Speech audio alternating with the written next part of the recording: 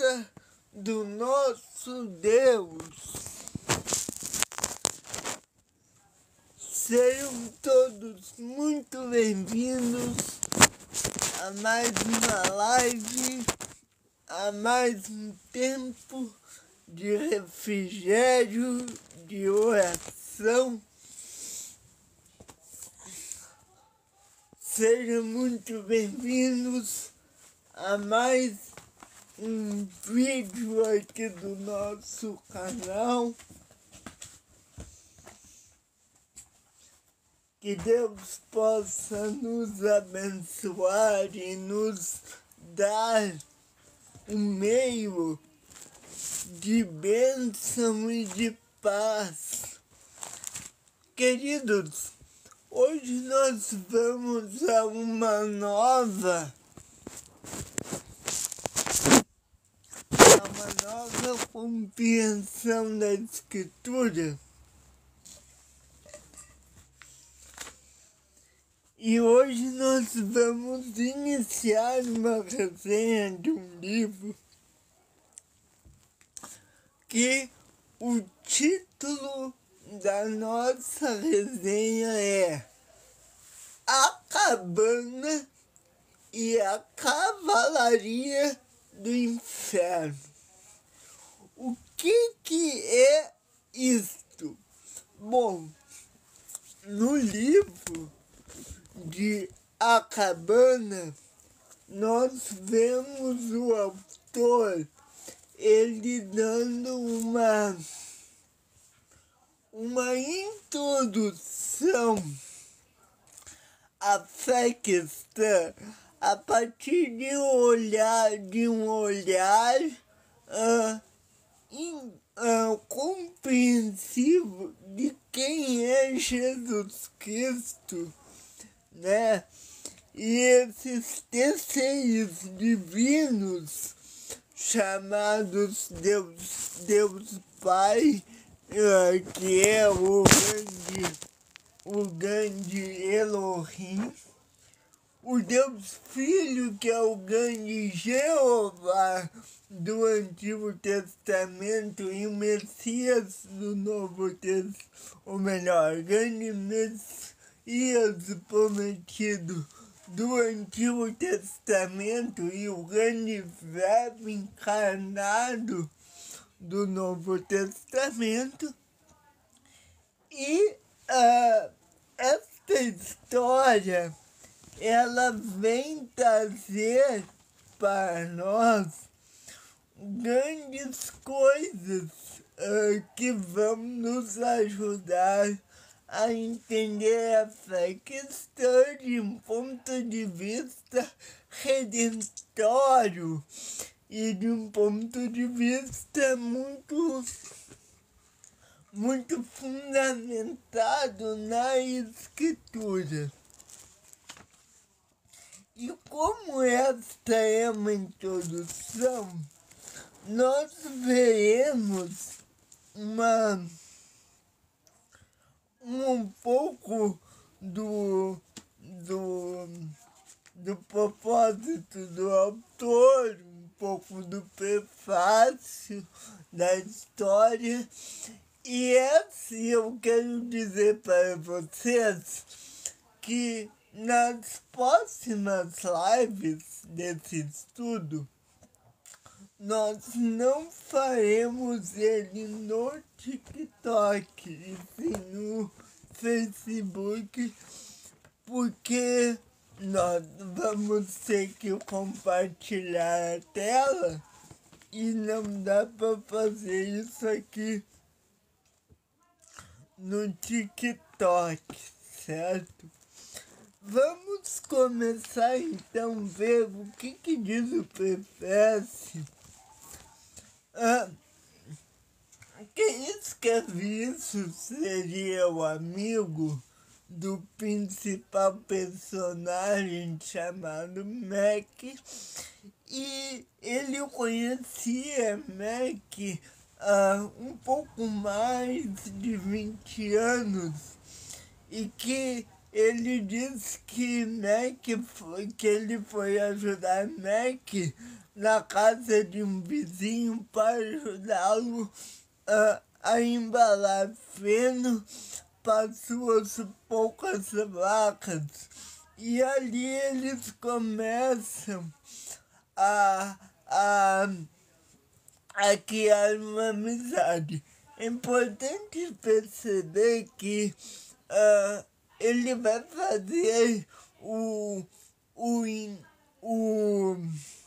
a compreensão que ele faz da história é uma compreensão muito legal.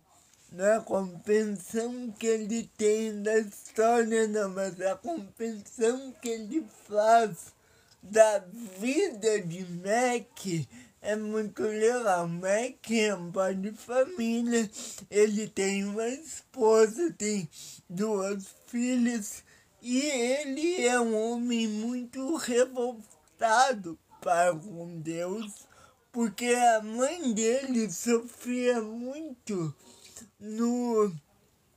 nas mãos do pai dele, né? Porque o pai dele era um alcoólatra e ele vê a mãe dele sofrer muito.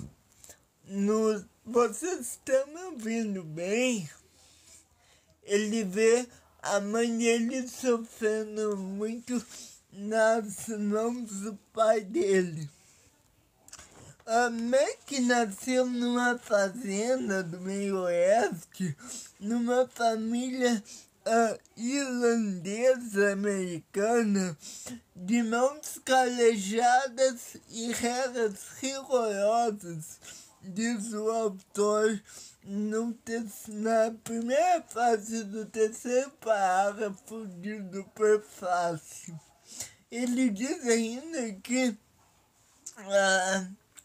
a sua família, que era aparentemente religiosa e exageradamente rígida, né? Ele contou que o pai de Mac bebia muito e que Mac, ele nunca falava muito sobre o pai dele, mas quando ele menciona a emoção, abandona seu rosto como se fosse uma maré, deixando os olhos sombrios na sua vida.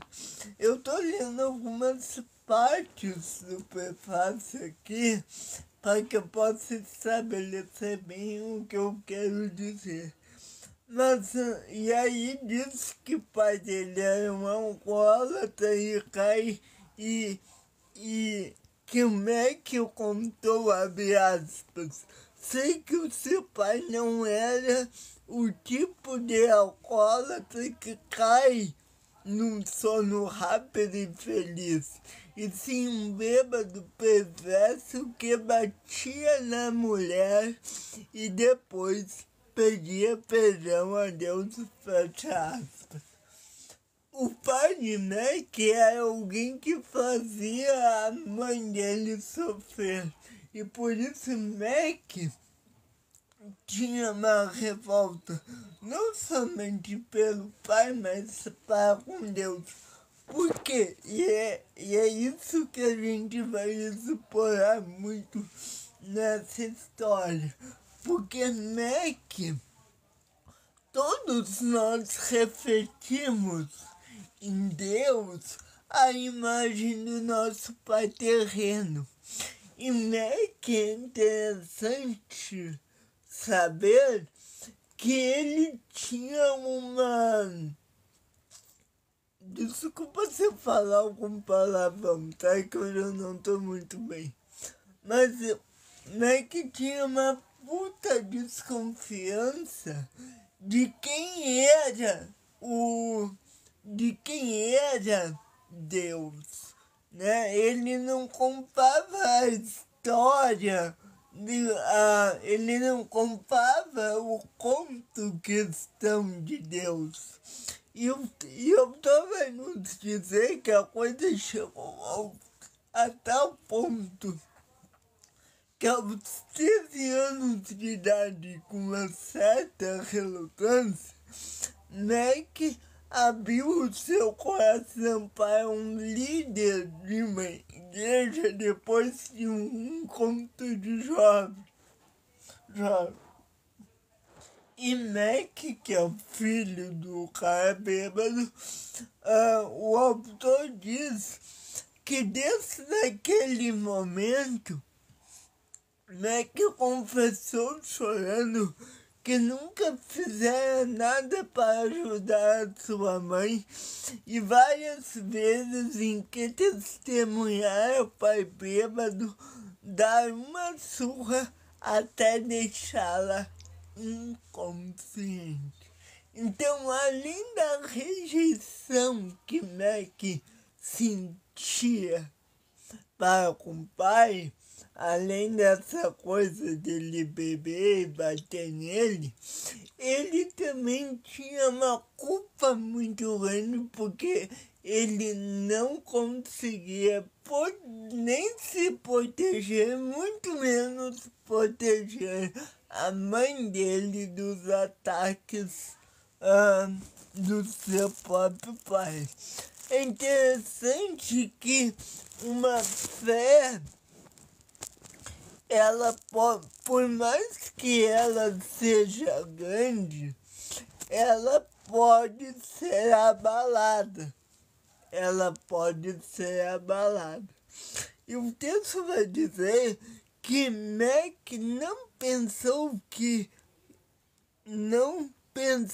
foi que o confessor frequentava a mesma igreja de seu pai.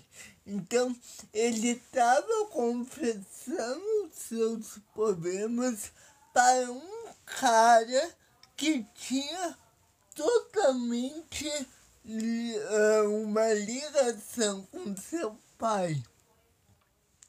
E o texto vai dizer que, por causa disso, dessa ligação do confessor com seu pai, o pai esperava na varanda enquanto as mães e irmãs não estavam. E Mac mais tarde ficou sabendo que elas tinham sido mandadas à casa da tia May para que o pai pudesse ter liberdade para dar ao filho uma rebelde lição inesquecível. Ou seja, quando Mac abre seu coração, ele faz isso para uma pessoa que é amiga do seu pai, e o seu pai, por sua vez, era o seu diabo. Né? Até a gente pode ver aquela história que tem um livro chamado Deus é meu diabo, uma coisa assim. E esse amigo dele, esse confessor, ele é amigo do seu pai. E o amigo de Mac se confessou, se tornou o seu diabo. Porque aquele amigo que ele confessou usou isso contra ele, para entregá-lo nas mãos de seu pai. E tudo isso a gente precisa entender para compreender por que Mac vai acabando e por que ele procura Deus, né? Depois eu não vou ler toda a introdução, todo o prefácio, mas eu vou explicá-lo. O Mac, então, mexido com essas coisas, ele desenterrou de perto da latina uma pequena lata onde guardava todos os seus tesouros, uma foto de família em que seu pai estava meio afastado, uma figurinha de beisebol de Luke, estádio 1950, e uma garrafinha com mais ou menos 30 ml de Magnificent, o único perfume que sua mãe havia usado. E então, deixa eu só fazer uma coisa aqui para ver quem tá aqui me ouvindo. Só um minuto. Então, ele vê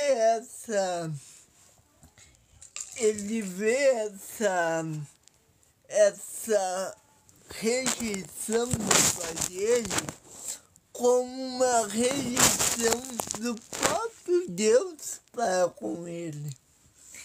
E 13 anos passados, havia 13 anos e muito pouco, porém Mac não tinha muitas opções e se adaptou rapidamente. Ele não né? Então ele foi criado com um rancor muito grande de seu pai. E a maior parte da vida dele foi passada fora do país, trabalhando demais pelo mundo, mandando dinheiro para seus avós e que repassavam a sua mãe. E esse é o autor, e que era o amigo de Mac, diz que achava que num desses países distantes chegou a pagar em armas e pegar em armas e participar de algum conflito terrível. E o autor disse que desde que conheceu Mac, ele olhava a guerra com fervor com um fervor sinistro, e que se havia passado desde então 20 anos e poucos, foi parar num seminário na Austrália. E quando Mac, porque Mac estudava teologia, quando ele se formou, quando ele se fartou da filosofia que ele estudava, ele retorna então para os Estados Unidos, faz as pazes com sua mãe e seus irmãos e se mudou para Oregon, onde conheceu a Nanette e Simon e se casou com ela. E aí que inicia, né, essa segunda parte da história, que depois do casamento, ele, né, que é um pensador e fazedor, e não diz muita coisa, mas quando ele fala, ele dá a impressão de que ele é um ser de espécie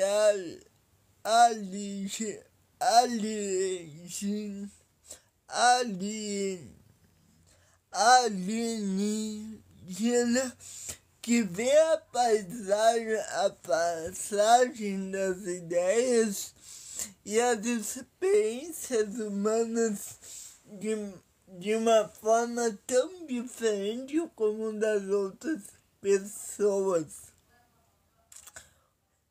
E que Mac, então, ele começa, né? Ele vê um mundo diferente dos demais e ele começa a ter um... Vou ler esse parágrafo. O que acontece é que as coisas que ele diz causam um certo desconforto em um mundo onde a maioria das pessoas prefere escutar o que está acostumada a ouvir ou que frequentemente não é grande coisa.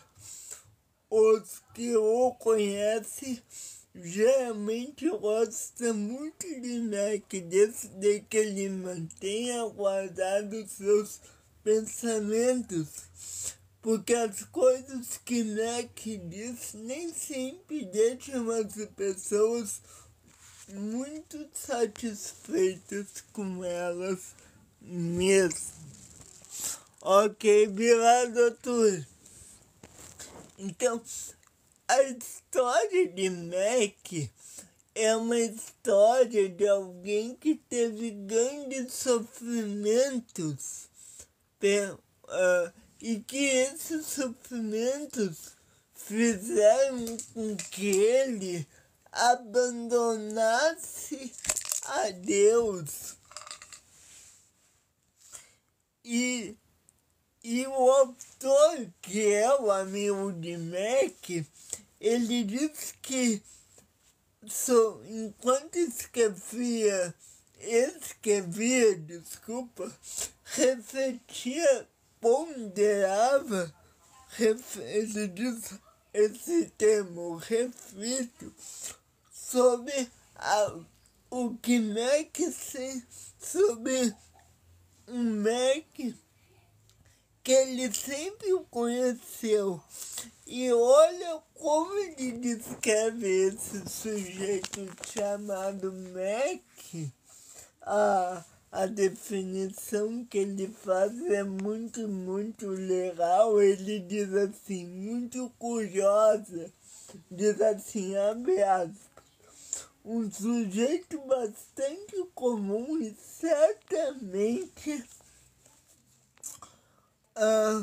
sem nada de especial, a não ser para os que conhecem da verdade.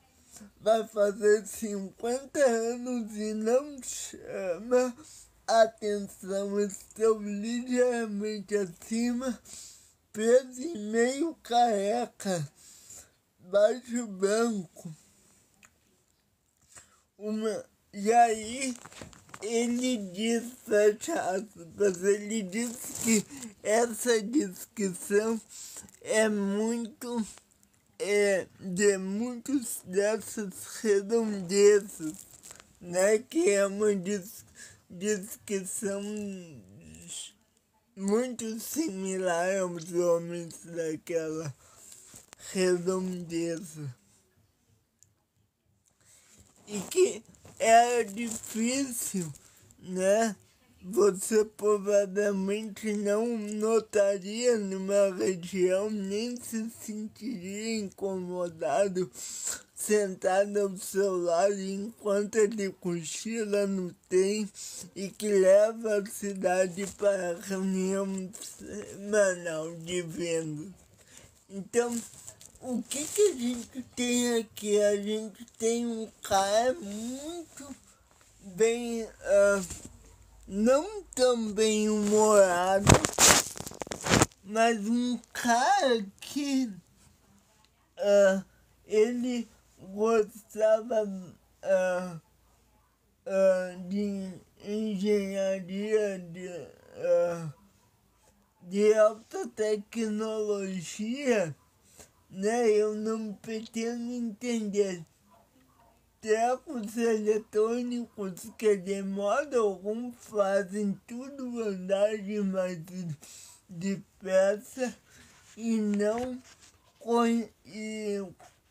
como se a vida já não fosse rápida demais.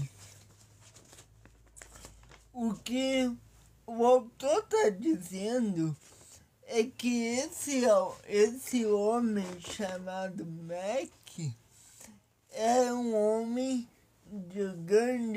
um homem que já tinha sofrido muito e que por causa da sua sofrência ele se tornou alguém em que estava muito longe de Deus, certo?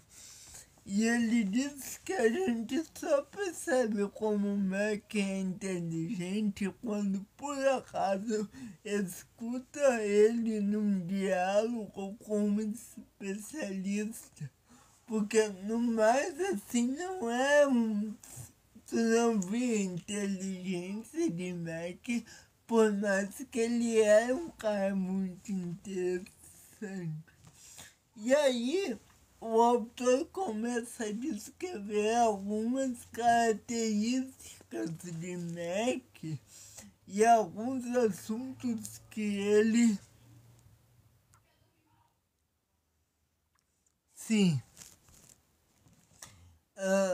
Eu tenho uma série aqui sobre sofrimento, depois corra lá e dá uma olhada e esse texto também vai servir para isso. Os assuntos de Mac, o autor diz que são Deus, a criação e porque as pessoas acreditam em determinadas coisas, certo? Nós vemos aqui uma história que narra uma certa ideologia chamada teísmo. Por quê? Porque as perguntas de Mac, embora a família dele fosse cristã, eram perguntas que ele se fazia porque havia sofrido muito. E a experiência de Mac é uma experiência que geralmente os ateus, ou não somente os ateus, mas que todas as pessoas passam e que muitas dessas pessoas que passam por essas experiências sofridas acabam achando sua resposta sobre Deus no ateísmo, ou seja, que não há Deus, que nunca houve e que não é que nunca existirá, porque nascemos, vivemos e morremos e fim, né? E Mac estava se encaminhando para isso, né? E que Mac estava casado com há pouco mais de 33 anos, até que a gente pode fazer uma similaridade com Jesus Cristo, né? E que na maior parte do tempo eles eram felizes, né? E aqui é interessante a gente ver um detalhe, porque a maior parte do tempo que o texto diz, a maior parte do tempo eles eram felizes. Por quê? Porque existia partes do tempo em que Mac, aquelas perguntas, aqueles sofrimentos, o incomodava. Então, por isso que ele diz a maior parte do tempo eles são felizes. Acredito que é isso. E ele diz que ela salvou a vida a sua vida e pagou um preço muito alto por isso, e depois a gente vai entender, porque o autor diz assim: por algum motivo que não dá para compreender, não parece malo agora, mais do que nunca, apesar de eu ter a sensação de que ele a magoou de algum modo terrível nos primeiros anos. Isso aqui mostra que houve uma ruptura entre ele e Mac, mas que essa ruptura na verdade foi alinhada e eles conseguiram passar, e depois mais pra gente a gente vai ver o que é. E que a maior parte das feridas tem origem nos nossos relacionamentos, o que acontece com as curas, e sei que olha de fora e não percebe essa bênção. Então, a história de Mac é uma história muito interessante, e que Mac se casou de qualquer forma com Nan, e a raça que mantém muitos os nativos dessa família. E Mac, então, ele conta que é preciso, principalmente dela, como senso é tão natural para que ela consegue perceber o dom do que ele representa.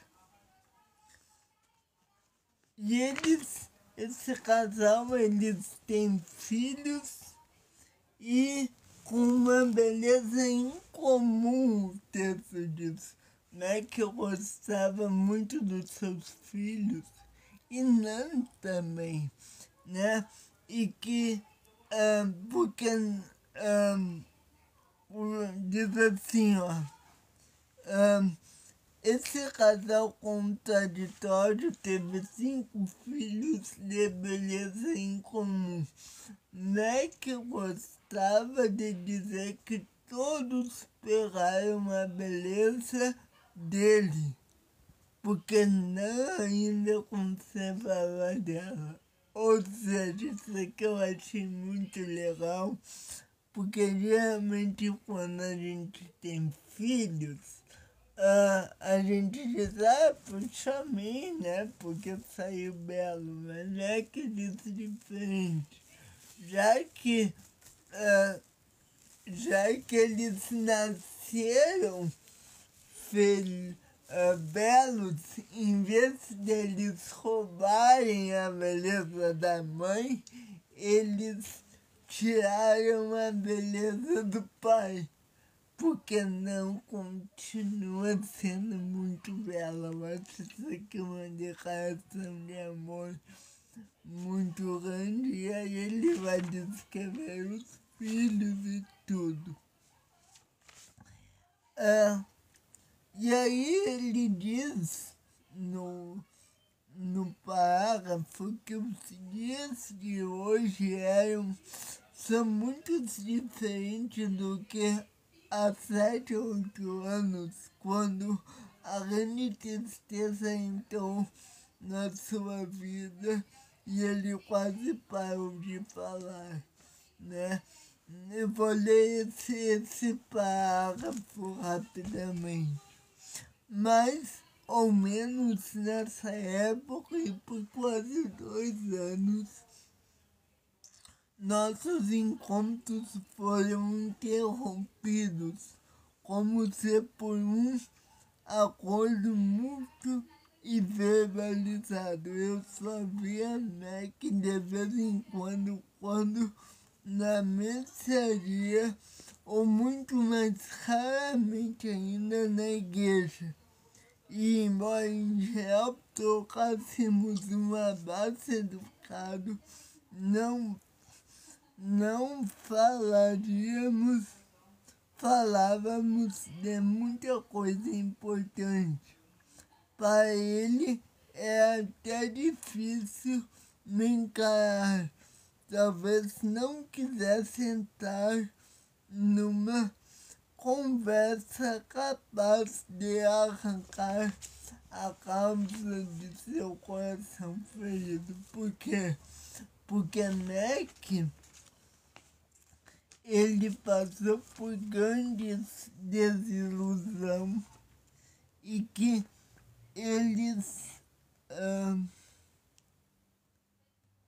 eles tocavam abraços e tudo. Mas ele conta que um dia tudo mudou e que outra vez eles ficaram mostrando o carro e vamos chegar lá no devido tempo, nessa grande tristeza de Mac. E que aconteceu, ele conta que a grande tristeza daria um grande fardo ao coração, aos ombros de Mac, e que tinha acontecido há 3 anos, tinha ocorrido há 3 anos um fato que mudou totalmente a sua vida, e é uma canção que mal posso esperar para tocar, ele diz. E que apesar da comunicação verbal de Mac não se sentia seguro, capaz de escrever, então por isso que ele narra essa história ao seu amigo e ele conta. E aí Mac pede para ele escrever a história dele para as crianças e para Ana. Então esse livro, na verdade, foi escrito para sua família. E que essa história é sobre uma tentativa de expressar para a sua família a profundidade do seu amor e que ajudasse a entender o que se havia passado no seu interior. E aí ele diz: você conhece o lugar onde você está sozinho e talvez com Deus você acredita nele. E aí ele diz, abre aspas, é claro que Deus pode estar lá mesmo que você não acredite. Isso seria bom, bem o jeito de Deus, não é à toa que ele é chamado Deus grande, intrometido com letra maiúscula, fecha aspas. Então, o autor diz que a história que vamos ler é uma história de uma luta dele, do autor, e de Mac, que durou por muitos meses para colocar em palavras o que ele viveu. E que seja um pesadelo para descrever os detalhes.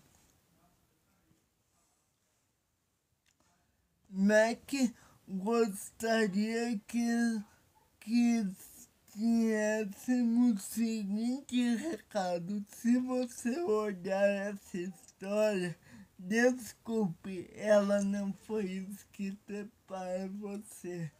E essa história de Mac vai nos ajudar a entender a história de Cristo. Então, A Cabana é um livro que nos ajuda a entender a história de Deus, certo? E a história de Cristo.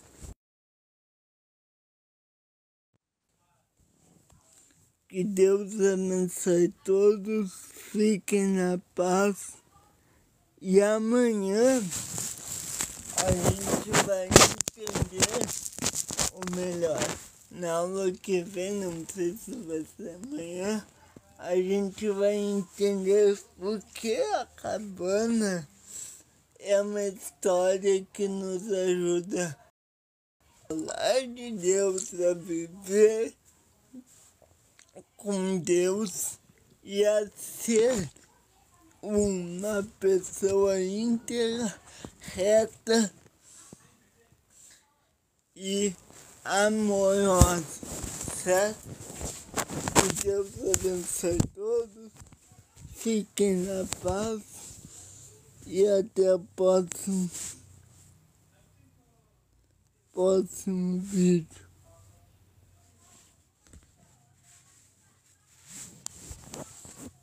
É isso aqui, a cabana. Pinche. Que Deus abençoe todos. Na aula que vem nós vamos falar sobre o capítulo 1 e a gente vai entender por que a história de Mac é muito legal. Que Deus abençoe todos. Fiquem na paz de Cristo.